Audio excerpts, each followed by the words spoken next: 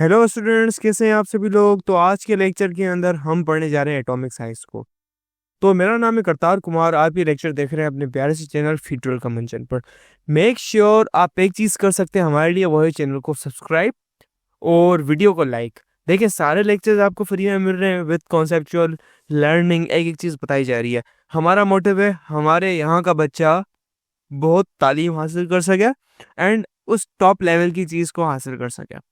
तो फ्री की चीज़ है, हलवा समझ के खा लो, कॉन्सर्ट्स पढ़ो, अपने मुल्क का नाम रोशन करो। तो for that we need your support, so make sure subscribe. तो एटॉमिक साइज ये क्या भला है? पहली बात बता दूं, एटम इतना छोटा है आप अपनी आंखों से नहीं देख सकते। एटम कितना छोटा है?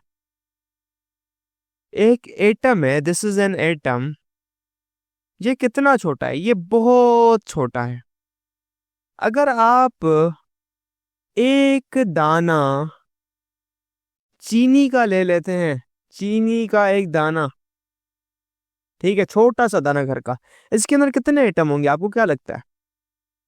आप कहोगे सर 1000-2000 एटम होंगे। और कितने होंगे? नहीं, पहले चैप्टर के अंदर मोल वाले के अंदर पढ़ा, सॉरी दूसरे चैप्टर के अंदर। इस चीनी के दाने में भी लगभग लगभग तकरीबन आई कैन से वॉट 6 के बाद, सॉरी 3 के बाद 20 जीरो और लगा दो, 20-21 जीरो और लगा दो, जीरो लगाते जाओ, इतने सारे एटम्स, इतनी 3 लाख, 3 करोड़, 3 अरब तो कुछ नहीं है भाई। 3 अरब तो यहां तक पूरा हो जाएगा। इसके आगे लगा दो 12 जीरो और, अरबों अरबों अरबों इतने एटम है छोटी सी चीज के अंदर, इतने सारे। अब आप इस छोटे से एटम का साइज, एटॉमिक रेडियस कैसे मालूम करो? एटम का वॉल्यूम भी नहीं, कितनी जगह गिर रहा है। एटम का रेडियस, भाई ये एक एटम है, ये दूसरा, ये एक एटम है, इसके सेंटर से लेके आखिरी शेल तक का डिस्टेंस, एक एटम के सेंटर से लेके, न्यूक्लियस से लेके उसके आखिरी शेल तक, यानी वैलेंस इलेक्ट्रॉन तक का डिस्टेंस निकाल के दिखाओ।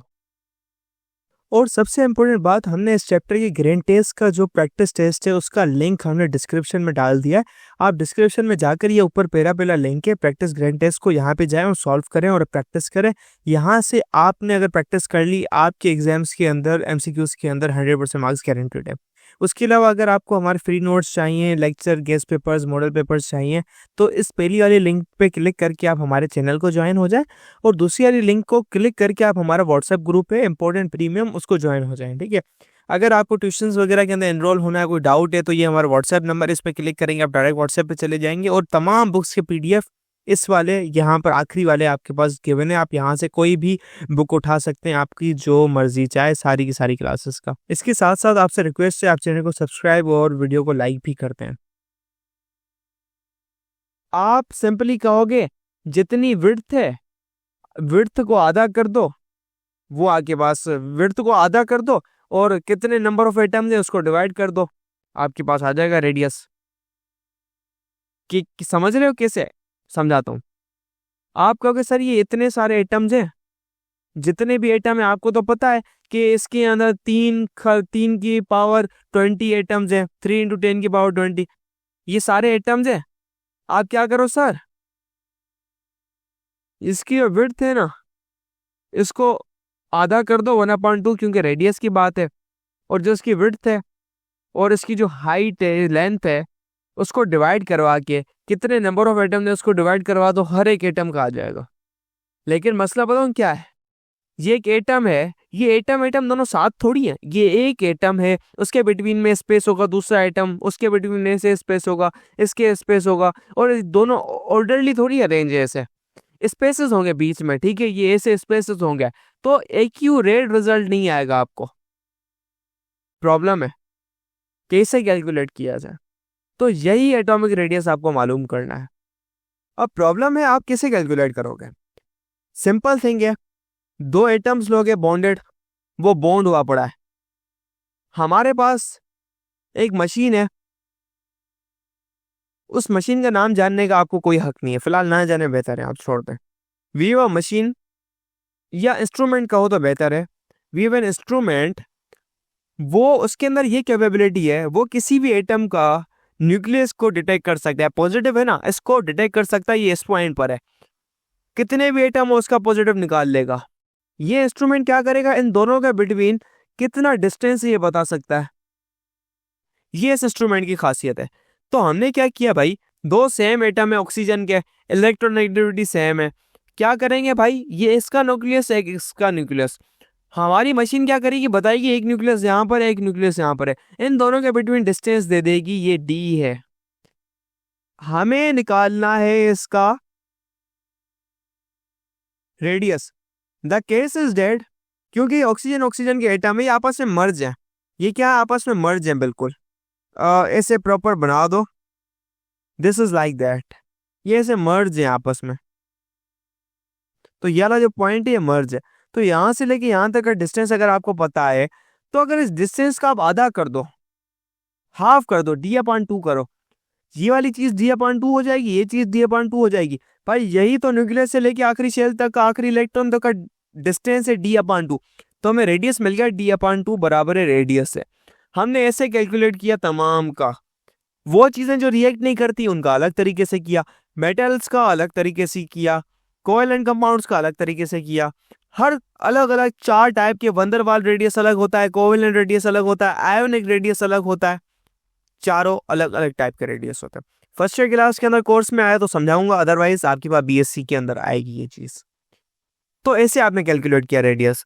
फेडरल बोर्ड के एनुअल एग्जाम्स का डर है, लेकिन ये नहीं पता कि तैयारी कहाँ से करनी है। दूसरी बात ये नहीं पता कि एग्जाम के अंदर सवाल का जवाब लिखना कैसे है, कैसे सेंटेंसेस को फॉर्म करना है, कैसे हमें फुल के फुल मार्क्स मिले। तो भाई घबराना किस बात से, हमारी बैच इसी प्रॉब्लम को तो सॉल्व करने आई है। तो आप भी हमारे बच्चों की तरह 97.8% ला सकते हो, 98.27% ला सकते हो, फातिमा की तरह, अगली फातिमा आप बन सकते हो। आप 505 मार्क्स ले सकते हो आउट ऑफ 520। अच्छा जी, कैसे? हम आपको सिखाते हैं कि एग्जाम के अंदर लिखना कैसे होता है, ग्रेड टेस्ट प्रोवाइड करते हैं। देखिए जी, हमारे पास है पाकिस्तान की one of the best faculty.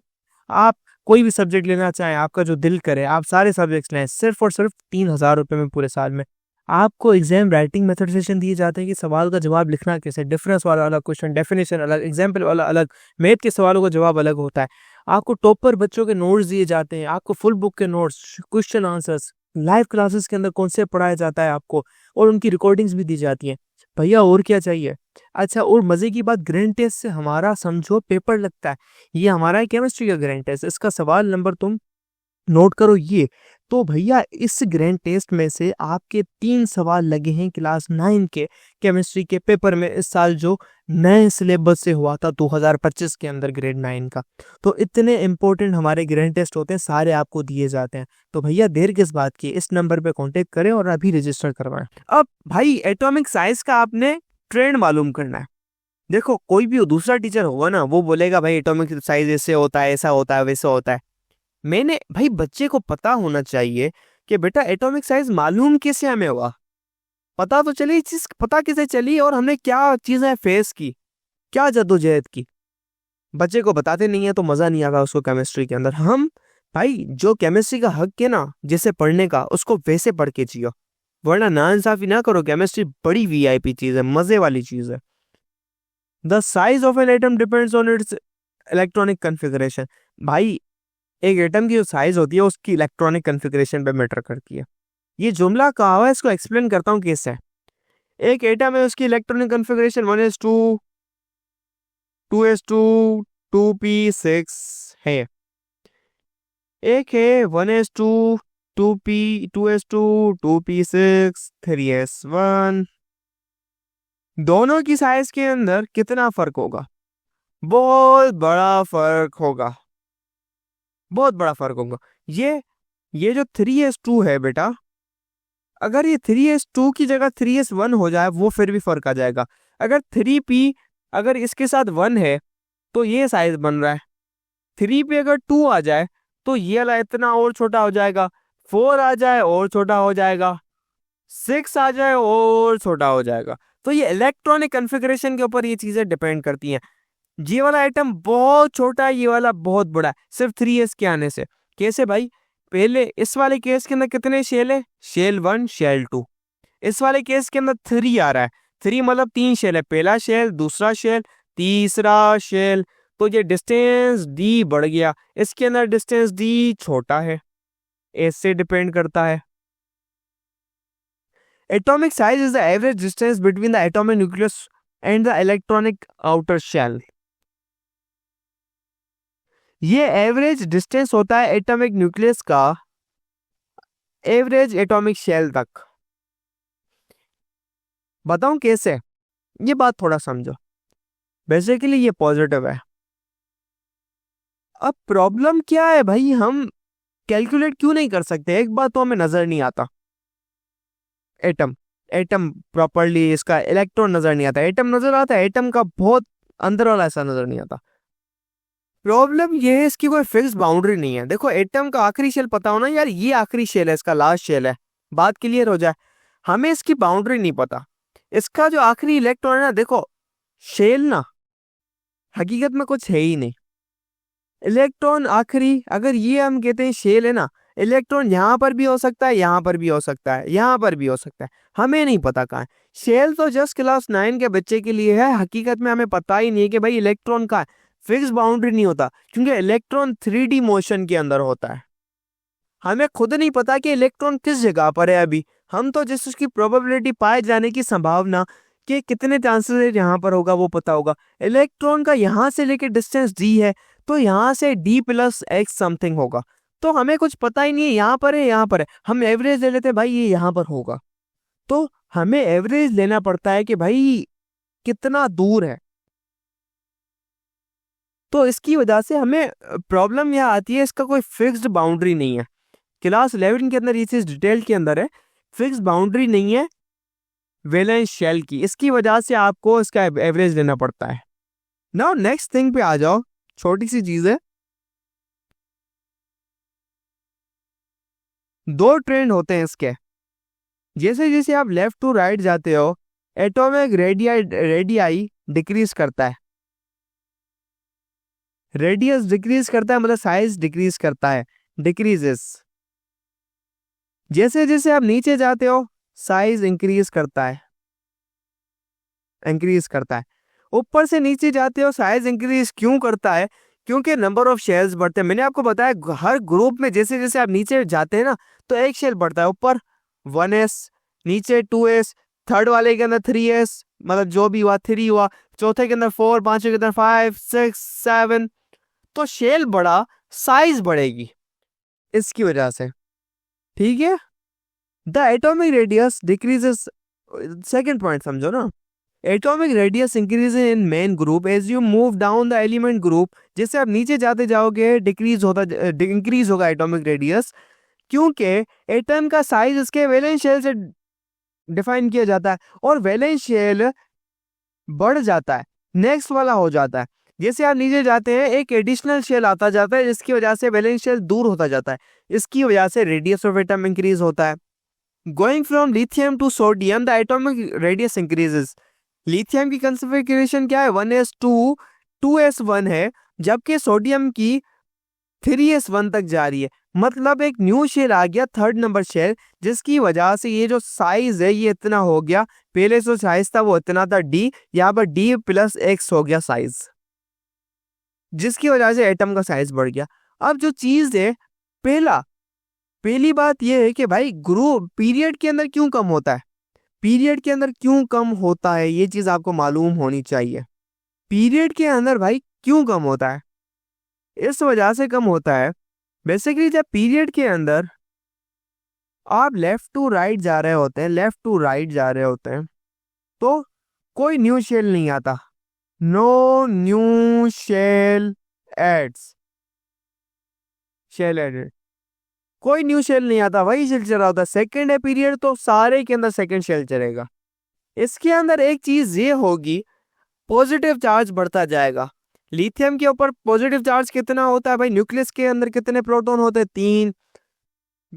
अगला बेरिलियम के 4, बोरॉन के 5, चलते जाओ चलते जाओ चलते जाओ, नियोन के 10। जैसे जैसे आप जा रहे हो, न्यूक्लियस के ऊपर जो चार्ज है, न्यूक्लियस चार्ज इंक्रीज हो रहा है, न्यूक्लियस का जो चार्ज है वो इंक्रीज हो रहा है, इंक्रीजेस। अब ये चार्ज क्या इंक्रीज होगा तो होगा क्या, जिससे पॉजिटिव चार्ज बढ़ता जाएगा तो ये जो आखिरी इलेक्ट्रॉन है, इलेक्ट्रॉन तो वहीं पर ही है, शेल तो नहीं बढ़ा। तो जैसे जैसे पॉजिटिव आता जाएगा ये इलेक्ट्रोस्टैटिक फोर्स है जो उसको खींच रही है, ये फोर्स ऑफ इलेक्ट्रोस्टैटिक फोर्स बढ़ती जाएगी, ये अट्रैक्शन बढ़ती जाएगी। तो ये इलेक्ट्रॉन को बहुत ताकत से खींचेगा, और जैसे एक ताकत से खींचता है ना, आप एक बंदे को डोरी से पकड़ लो, ताकत से खींचो, वो आपकी तरफ आता जाएगा, तो जिसकी वजह से ये जो रेडियस है ये छोटा होता जाएगा, श्रिंक होता जाएगा। तो इलेक्ट्रोस्टैटिक फोर्स बढ़ने की वजह से, न्यूक्लियस के ऊपर चार्ज बढ़ने की वजह से ये छोटा होता जाएगा। सवाल ये आता है इस पे, एक बच्चे का सवाल हो सकता है, सर पॉजिटिव भी तो आ रहा है उसके साथ नेगेटिव चार्ज भी आ रहा है, क्यों हर स्टेप के अंदर जैसे जैसे पॉजिटिव चार्ज आ रहा है, लिथियम के पास 3 प्रोटॉन है 3 न्यूट्रॉन इलेक्ट्रॉन है, 4 proton 4 electron, 5 proton 5 electron, 10 proton 10 electron, भाई इलेक्ट्रॉन भी तो बढ़ रहा है सर, तो क्यों ऐसा नहीं हो रहा? बेसिकली प्रॉब्लम इज डेट कि हम एक चीज क्वांटिटी निकालते हैं Z effective, effective nuclear charge, कि इफेक्टिव न्यूक्लियर चार्ज होता क्या है। बेसिकली इफेक्टिव न्यूक्लियर चार्ज वो होता है कि आखिरी इलेक्ट्रॉन कितना चार्ज फील कर रहा है। शील्डिंग इफेक्ट में मैंने आपको बताया थी ये बात, तो ये वाला ज्यादा चार्ज फील करेगा +7, ठीक है, पहले +6 करेगा, +5 करेगा, तो आखिरी इलेक्ट्रॉन के ऊपर जो चार्ज आएगा वो फीलिंग आएगी। जब अगर आप नया शेल इंट्रोड्यूस कर रहे हो वहां पे नंबर ऑफ इलेक्ट्रॉन भी बढ़े, नंबर ऑफ प्रोटॉन भी बढ़ रहे हैं, चूंकि वहां पे शील्डिंग इफेक्ट आ रहा है, ये जो इलेक्ट्रॉन है ये उतना चार्ज फील नहीं कर रहा, उसकी वजह से वो अट्रैक्शन नहीं बढ़ रही। फर्स्ट ईयर के अंदर जेड इफेक्टिव के ऊपर ऊपर बहुत बड़ी बड़ी बातें हैं। ओके, तो सिंपल रीजन क्या है भाई, जब आप पीरियड के अंदर मूव करते हो तो आपके पास प्रोटॉन्स बढ़ते हैं, न्यूक्लियस का जो एटॉमिक नंबर है, चूंकि आपका एटॉमिक नंबर इंक्रीज कर रहा होता है, और एटॉमिक नंबर इस तरीके से इंक्रीज कर रहा होता है कि आपका जो जेड इफेक्टिव न्यूक्लियर चार्ज है सर, वो ना बिल्कुल बढ़ रहा होता है आखिरी इलेक्ट्रॉन पर। तो इस जेड इफेक्टिव के बढ़ने की वजह से एटम के ऊपर, इलेक्ट्रॉन के ऊपर बहुत ज्यादा फोर्स हो जाती है, और उसकी वजह से ज्यादा खींचता है न्यूक्लियस उसको, उसकी वजह से साइज छोटा हो जाता है। Simple answer is that. Okay, atomic number बढ़ता है एंड कोई शेल न्यू नहीं आता, बिकॉज कोई भी एक एडिशनल शेल इन्वॉल्व नहीं होता, ऐड नहीं होता, उसकी वजह से साइज नहीं इंक्रीज करता। ये बातें आपको याद होनी चाहिए, भले इसको पढ़ लो कि क्या लिख रहा है। The atomic radius decreases in each period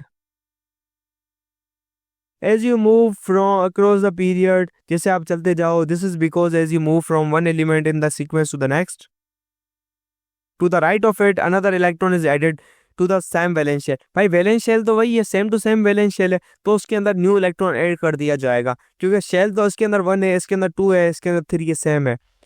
the positive charge of the core also increases, जो न्यूक्लियस होता है उसको हम कोर भी कहते हैं, क्योंकि वो बीच के अंदर होता है, पॉजिटिव चार्ज बढ़ रहा होता है जैसे जैसे आप आगे जा रहे होते हैं। The attraction of the nucleus to the electron in the valence shell increases, ये जो जेड इफेक्टिव होती है ना, इफेक्टिव न्यूक्लियर चार्ज की जो अट्रैक्शन होती है, ये जो नेट अट्रैक्शन होती है वो बढ़ती जाती है as compare to increasing the shell. तो उसकी वजह से वो जो फोर्स है वो अट्रैक्शन बढ़ती जाती है, तो वो जो शेल है वो श्रिंक हो जाता है, वो छोटा हो जाता है, एटॉमिक रेडियस डिक्रीज हो जाता है। For example going from lithium to beryllium the atomic size decreases, you can understand from the electronic configuration of the valence shell of 2s1 2s2। Moving from lithium to beryllium the number of shell does not change, भाई number of shell वही है, मैंने वही आपको बात कही, the number of shell does not change but the atomic number increases from 3 to 4। Beryllium, इसका lithium का 3 था, इसका 4 है। The strength of the nucleus on the valence shell एक इलेक्ट्रॉन इंक्रीजेस, भाई न्यूक्लियस की इस इलेक्ट्रॉन पे कितनी सलाहियत है इस पॉजिटिव की नेगेटिव पर, वो बढ़ जाती है, वो बढ़ जाती है, ठीक है, यही चीज हमने मालूम करनी है।